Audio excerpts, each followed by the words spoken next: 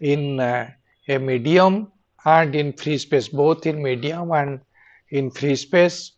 Then Maxwell's equation when there is no source. No source means there is no current and there is no charge. In that case, what is the Maxwell's equation? What form it takes?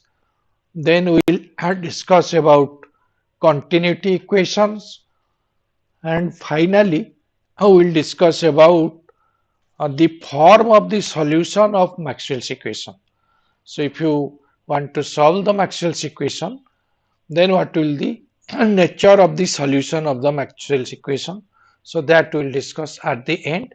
There we will stop. So we will discuss three things: Maxwell's equations in different medium, then under different conditions, then continuity equation, then the form of solutions of Maxwell's equation.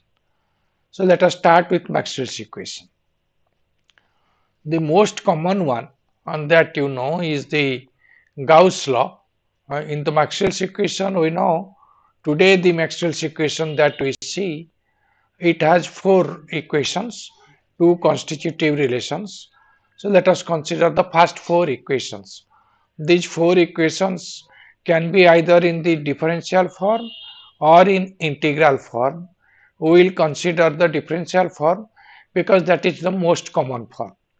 So consider the differential form. In the differential form, the first equation is divergence of D is equal to rho. Rho is the charge density. So free charge density, rho free is this, means whichever charge is free, not the bound charge, the charge that are bound to the electron, not that, the charge which are free. So divergence of D is equal to rho. This is also called the Gauss law or the Coulomb's law. What does this signify? The divergence of D is equal to rho. And this signifies that divergence of D is not zero. So there is something which is coming out from a source. There is a source. From this source, the field lines are diverging out. Since they are diverging out, they are not zero, they are diverging out and they are not coming back to the point of their source. From it starts from the source but does not end on the source, it extends up to infinity. Since it extends up to infinity, this D is the lines of forces associated with D are not closed, they are open. So you get open lines of sources. Divergence of D is equal to rho implies that, or Gauss law or Coulomb's law, they imply that electric lines of forces are open. So electric lines of forces due to source or due to charge are open. They emanate from charge or they converge onto charge. So that is what is the physical meaning of the Coulomb's law or Gauss law. So because of divergence, you know that they are emanating or converging onto a charge. So single charge is possible in case of electric fields. So for electricity, as far as electric field is concerned, a single charge is possible. Existence of a single charge is possible, and from the charge lines of forces emanate outward, or if it is a negative charge, they come towards the charge or they converge onto the charge. Then the important equation is the Ampere Maxwell law. Ampere Maxwell law is the actually Ampere's law, which was modified by Maxwell to take into account the current that exists in space. As we discussed in the last class, we saw the example of a capacitor. Between the two plates of the capacitor, there is no conductor but there is a current. The current is called displacement current, and that current was given by Maxwell, so he suggested that there exists a current there in the free space called the displacement current. So curl H minus time derivative of d is equal to J. J is the electric current, which is actually here we will have maybe two or three types of current, but it is free, which means it is not bound to anything. This is free in space or free in any medium. Again, this J can be conduction current, and this J can be, if you have a semiconductor junction, then across the semiconductor junction, as you know, and the electrons diffuse. Because of the diffusion, you get a current that is called diffusion current. So J can be conduction current, J can be diffusion current, or J can be combination of conduction current and diffusion current, or any other form of current. So except displacement current, all other types of current, polarization current, so all those currents will be J. So J is combination of all possible current, but mostly J is the this current, conduction current. So mostly we will consider J as conduction current, and we will consider that the components of J later. So curl H minus dou D by dou T is equal to J. And what does this physically signify? It signifies that if there is a current, and time varying current, and the current is varying with time, or current is dependent on time, then a time varying current gives rise to a magnetic field. And how we see that it is curl H. Curl signifies a rotation. Since curl signifies a rotation, here you can see curl is not equal to 0. Curl H is not equal to 0. Since curl H is not equal to 0, there is a positive rotation. Since there is a positive rotation, we get a rotating magnetic field. So around a current, there is rotating a magnetic field. So there will be a magnetic field which is enclosing the current. So if you have a current, around it there will be a magnetic field. Enclosing the current, there will be a magnetic field.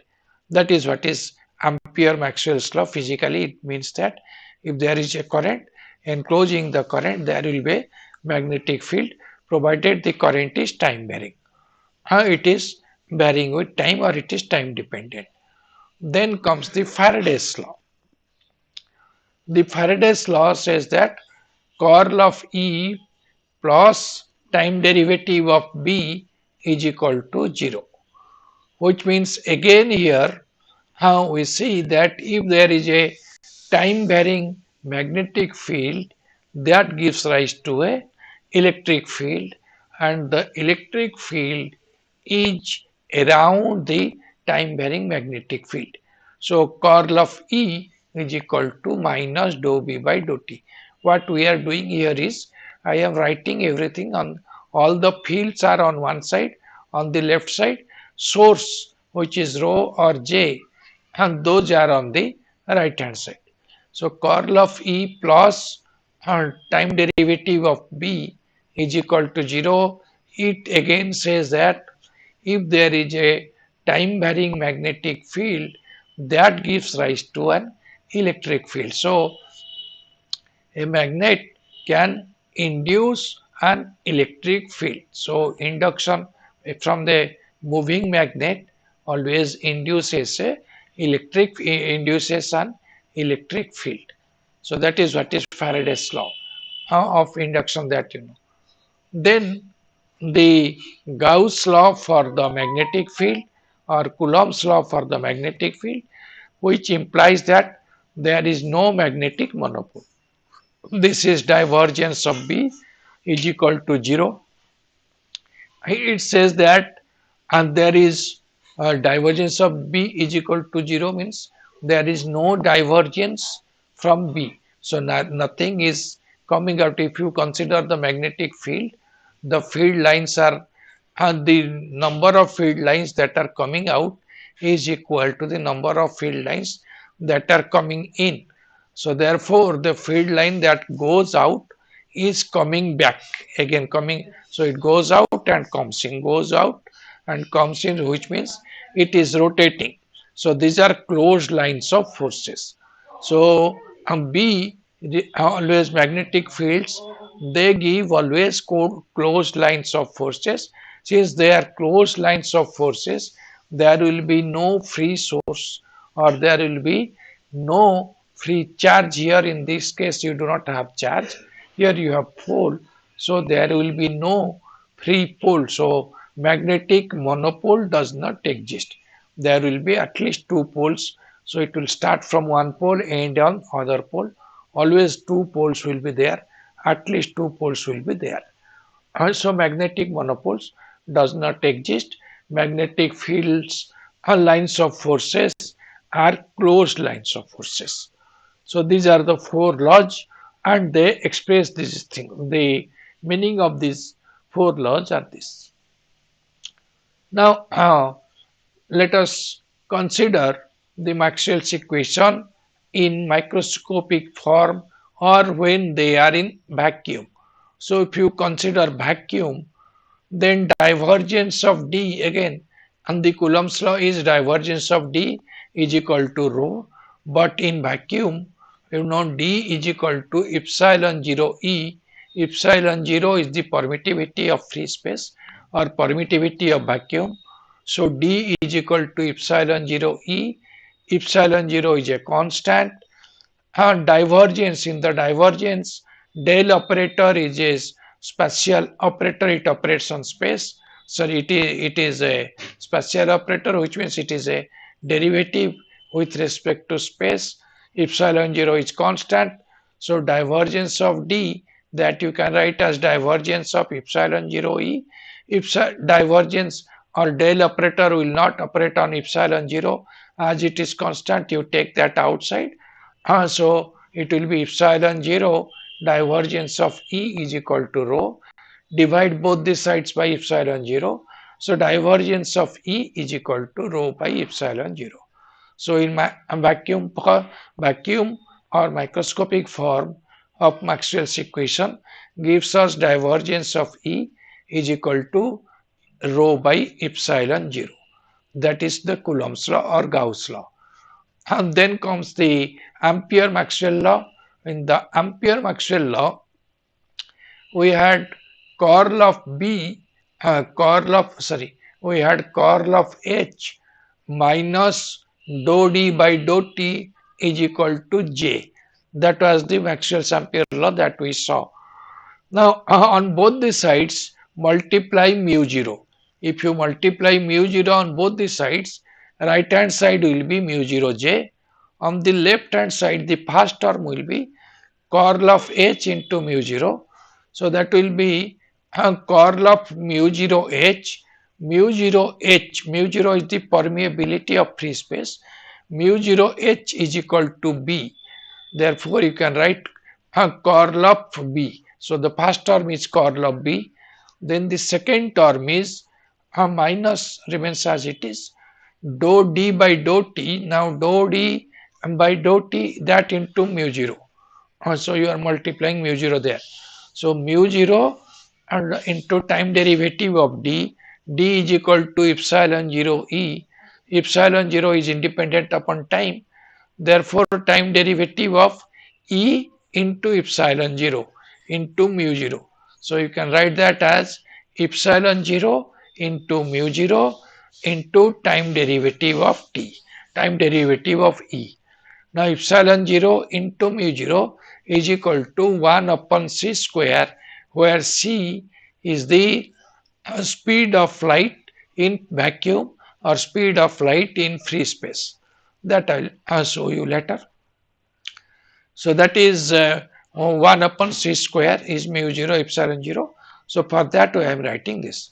So Ampere Maxwell law now takes the form curl of B minus 1 upon c square and time derivative of E is equal to mu 0 J. Then comes the Faraday's law. Faraday's law will be curl of E plus dou B by dou T is equal to 0. It does not change the form. Form remains as it is. Then finally no magnetic monopole. This is, and divergence of B is equal to 0. Now in the above, C square is equal to 1 by mu 0 epsilon 0. Now, while we considered this, I told that D is equal to epsilon 0 E in free space and B is equal to mu 0 H in free space. But in any other dielectric medium, then D is equal to epsilon E and B is equal to mu H. These two relations are called constitutive relations, which relate D to E and which relate B to H. Here epsilon is equal to epsilon 0 into epsilon r and mu is equal to mu 0 into mu r in any medium. Epsilon r and mu r are called the relative permittivity and relative permeability respectively. So this is what is constitutive relation. Then let us come to the mediums.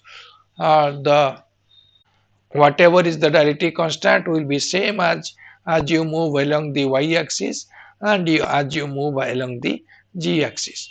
So in this case dielectric, so this is called isotropic, and in this case dielectric constant epsilon is equal to epsilon into I, where I is the identity matrix or unit matrix. So unit matrix or identity matrix, you know, if you multiply anything with that matrix, so that will give the same thing. Similarly, there is anisotropic medium. Opposite to isotropic medium, there is called anisotropic medium. In general, in an anisotropic medium, along different directions, the dielectric constant will be different.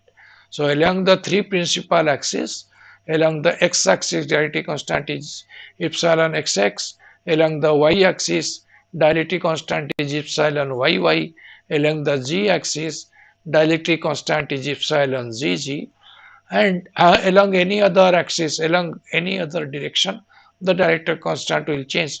Like along the xy axis, it will be epsilon xy, along the xg axis, it will be epsilon xg. Similarly, along the yz axis, it will be epsilon yz, along the yx axis, it will be epsilon yx. So this way.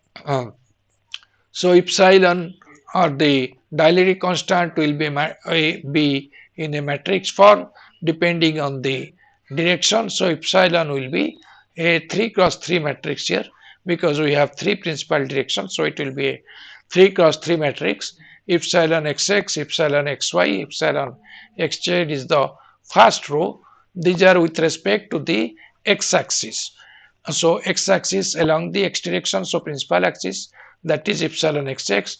X-axis between x-axis and y-axis is epsilon xy. Between x-axis and z-axis is epsilon xg. Similarly, for y-axis it will be epsilon yx, epsilon yy, epsilon yz. In general, epsilon xy is not equal to epsilon yx, but it may be equal. There are conditions, special conditions, where epsilon xy will be equal to epsilon yx. Similarly, epsilon zx may not be equal to epsilon xz. Epsilon zy may not be equal to epsilon yz. Now, the epsilon values which are along the diagonal, epsilon xx, epsilon yy, epsilon gg, these are the principal values. These are called the principal dielectric constants, and usually in most of the practical cases all the off diagonal elements are 0, like epsilon xy, epsilon xz, epsilon yx, epsilon yz, epsilon zx, epsilon zy. All these are 0 in most of the dielectrics that you see, most of the anisotropic dielectric. Similarly, in most of the anisotropic dielectric, epsilon xx is equal to epsilon yy. So those two will be same, but they will not be equal to epsilon zz. So that is another important thing that you remember. This time, if that happens, then we call it to be a bianisotropic material. So that type of anisotropy is called bianisotropic. So that is the most common one. But in our discussion about electromagnetics that we are going to discuss throughout this course, what we will discuss is a medium which is isotropic and homogeneous. So that is what we are going to consider. But we just got an idea of different types of mediums based on homogeneity and isotropy. So therefore, now I just gave you this idea. Maybe we will discuss, if time permits, about bi-anisotropic medium towards the end.